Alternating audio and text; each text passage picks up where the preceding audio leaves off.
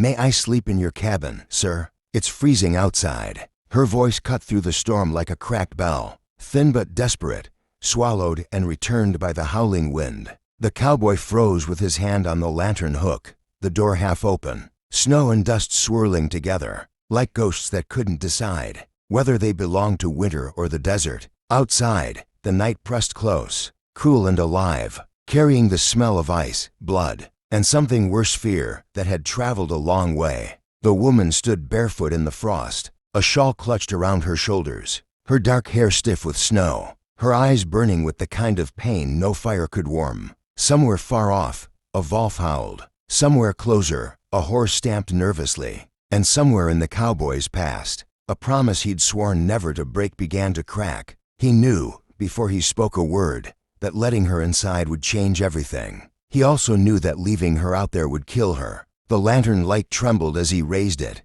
revealing the marks on her wrists, the dried blood at her temple, the quiet dignity she clung to even as her body shook. She was native, her face sharp with endurance, her gaze steady despite exhaustion. People like her didn't knock on doors unless they had nowhere else to go. People like him didn't open doors unless they were ready to pay the price. The wind shoved at her back again, and this time she staggered. That was enough. He stepped aside, the cabin door creaking like it was complaining, and the storm rushed past them both as she crossed the threshold. When he shut the door, the world outside vanished, but the danger did not. It only changed shape. The fire snapped and hissed as she warmed her hands, her fingers hovering over the flames like they were afraid to believe the heat was real. The cowboy watched from the table, his hat shadowing his eyes, his rifle within reach. Silence stretched, thick and uneasy, broken only by the wind clawing at the logs. Finally, she spoke, her voice steadier now, weighted with truth.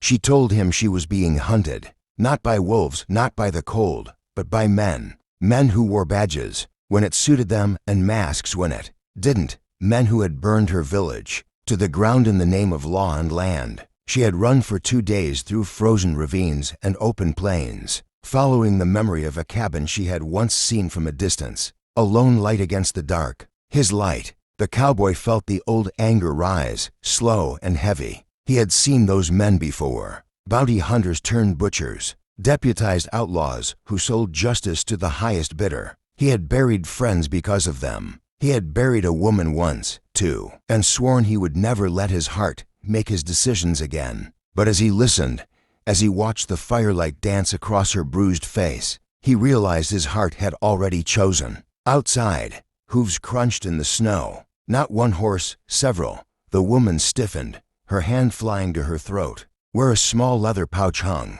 The past had found them. Gunfire shattered the night without warning. A bullet tore through the window, spraying wood and glass. The cowboy shoved her to the floor as another shot ripped into the wall where her head had been seconds before. He grabbed his rifle and fired back through the smoke, the recoil steady, controlled. Shadows moved outside, circling, patient. Voices drifted in on the wind, low and mocking. They knew she was inside. They knew he would hesitate. The firelight flickered as the lantern fell, plunging the cabin into chaos of shadow and flame. In the darkness, the woman crawled to him, her breath ragged, her eyes fierce. She told him she would not be taken alive. She told him what was in the pouch, proof, names, deals, murders written in blood and ink, enough to hang powerful men, enough to get them both killed. The fight came hard and fast. The door burst inward, wood splintering. The cowboy fired, dropping one man before he crossed the threshold.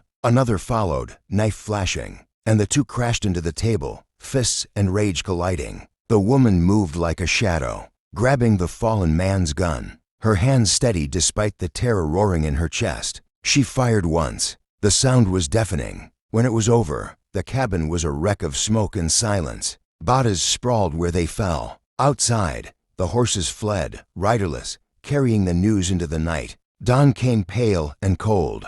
The cowboy buried the dead in shallow graves behind the cabin, the earth frozen hard as iron.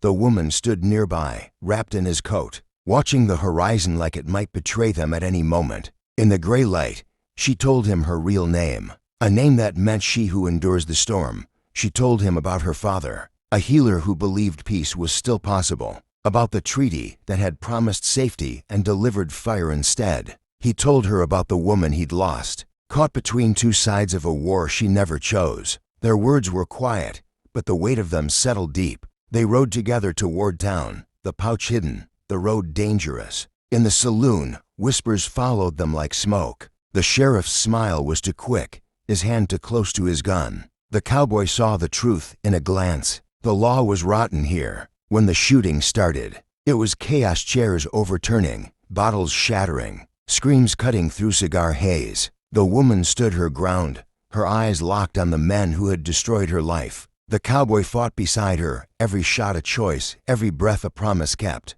When the dust settled, the sheriff lay dead. The pouch opened on the bar, its secrets spilled into the light. Justice didn't come easy. It never did. But it came. Days later, under a wide, unforgiving sky, the guilty swung, and the innocent were finally named. The woman stood at the edge of the crowd, free but scarred, her future uncertain. The cowboy waited by his horse, unsure if she would leave, unsure if he deserved to ask her to stay. She walked to him, the wind lifting her hair, her eyes warm despite everything. She touched the doorframe of his cabin that night, the same door she had begged at, and smiled softly. "May I sleep in your cabin, sir?" she said again, but this time there was no fear in her voice, only choice. He opened the door. If this story moved you, if you felt the cold, the danger, and the fire in their hearts, don't forget to like, comment, and follow for more cinematic Wild West stories where survival, justice, and humanity collide under endless skies.